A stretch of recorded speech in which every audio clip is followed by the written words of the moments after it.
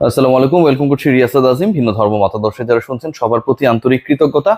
BPL update করতে চাই আপনাদের। এই বিপিএল কেন্দ্রিক যে আলোচনা, সেই আলোচনায় এই মুহূর্তে সবচেয়ে আলোচিত 3 থেকে 4টা প্রতিষ্ঠান, যেই প্রতিষ্ঠানগুলো বাংলাদেশ ক্রিকেট বোর্ডের সাথে তাদের organising and financial model share করেছে। আমি যতটুকু জানতে পেরেছি, কোনো পার্টিকুলার প্রতিষ্ঠানের নাম উল্লেখ না করে, যে এখানটায় এমন কিছু কিছু অফার্স বাংলাদেশ ক্রিকেট বোর্ডকে দেওয়া হয়েছে, যেখানটায় একটা সিজন করেই, মানে পার সিজন করেই, যেহেতু 5টা পার্টিকুলার সিজনের জন্য যাদের দায়িত্ব দেওয়া হবে তারা সেই দায়িত্ব পালন করবে। নেক্সট সিজন থেকে যেটা শুরু হবে, এক সিজনেই বাংলাদেশ ক্রিকেট বোর্ডকে $2 মিলিয়ন সব কাজ পার্টিকুলার ওই ইভেন্ট ম্যানেজার বা কোম্পানি বা কনসোর্টিয়াম তারা করবে, এবং বাংলাদেশ ক্রিকেট বোর্ডের কাছে তাদের ব্যাংক জামানত থাকবে $2 মিলিয়ন, প্রায় 25 কোটি টাকার কাছাকাছি। এরকম অফার বাংলাদেশ ক্রিকেট বোর্ডকে দেওয়া হয়েছে। পরের বিপিএল এ যদি এটা সত্য হয়, এর বাইরেও যে বিকল্প প্রস্তাবগুলো গেছে সেখানেও একটা খুব ইন্টারেস্টিং প্রপোজাল আমি যতটুকু জানতে পেরেছি ছিল বা আছে, সেটা হচ্ছে বাংলাদেশ ক্রিকেট বোর্ডের এই আয়োজনটা করতে গিয়ে কোনো এক পার্টিকুলার কোম্পানি তারা বলেছে যে তারা পুরো ম্যানেজমেন্ট করবে, সকল অর্থ ব্র্যান্ডিং এর থেকে শুরু করে টাইটেল স্পন্সরশিপ থেকে শুরু করে এভরিথিং, সকল অর্থ বাংলাদেশ ক্রিকেট বোর্ডের কোষাগারে, বাংলাদেশ ক্রিকেট বোর্ডের ব্যাংক অ্যাকাউন্টে জমা হবে। কোনো টাকা ওই পার্টিকুলার কোম্পানি নেবে না, পুরোটাই বাংলাদেশ ক্রিকেট বোর্ডের কোষাগারে জমা হবে। সেখান থেকে পরবর্তীতে তারা আবার 25 কোটি টাকার একটা মোটামুটি প্রপোজাল দিয়েছে, যে এরকম ভাবে তারা এই স্ট্রাকচারে তারা 25 crore মতো টোটাল রেভিনিউ করতে পারবে, যেটার আবার শেয়ারিং এ প্রত্যেকটা দল আফটার দ্য বিপিএল পাবে অলমোস্ট $2.5 কোটি করে। I am telling everything seriously. নতুন দল নিয়ে আপডেট, এই ডিসকাশনে আসবো, তার আগে নতুন দল নিয়ে আপডেট করি। রাজশাহীর মিস্টার শফিককে তো আপনারা কেউ ভুলবেন না। মিস্টার শফিকের দল পরের বিপিএল এ থাকছে না, এবং রাজশাহীর একটা দল মোটামুটি কনফার্ম হয়ে গেছে।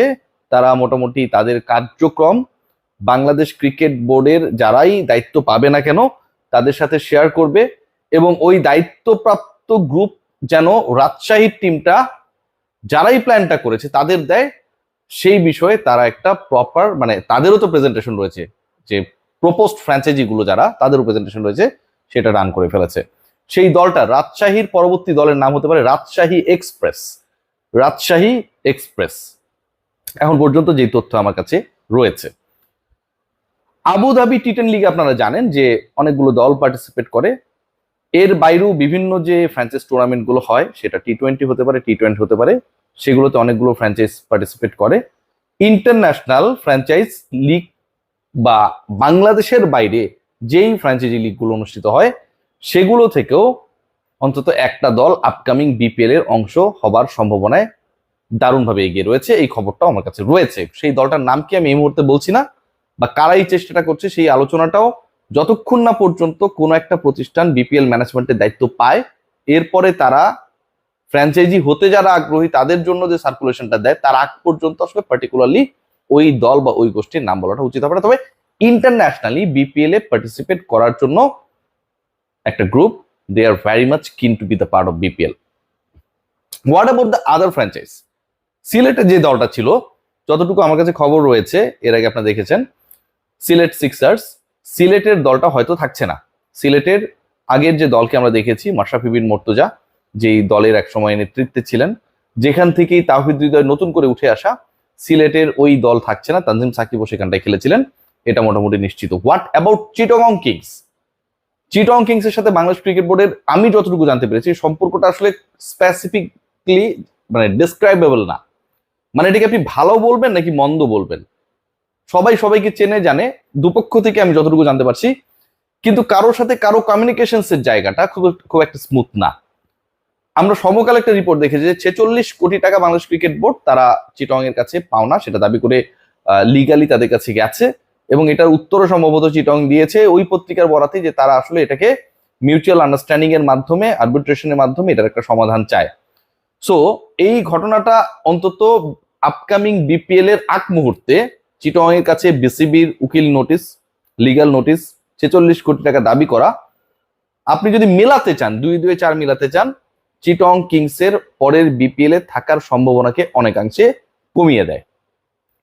সিরিয়াসলি বলছি, এটা আমার অ্যাজাম্পশন, এটা কোনো পেন এন্ড পেপার ডকুমেন্টস নেই, এটা আমার অ্যাজাম্পশন। এর বাইরে 3টা দল ফাইনাল, রাজশাহী এক্সপ্রেস যদি হয় সেটা সহ 4টা, বাইরের যে একটা টিমের কথা বলছি সেটা সহ 5টা।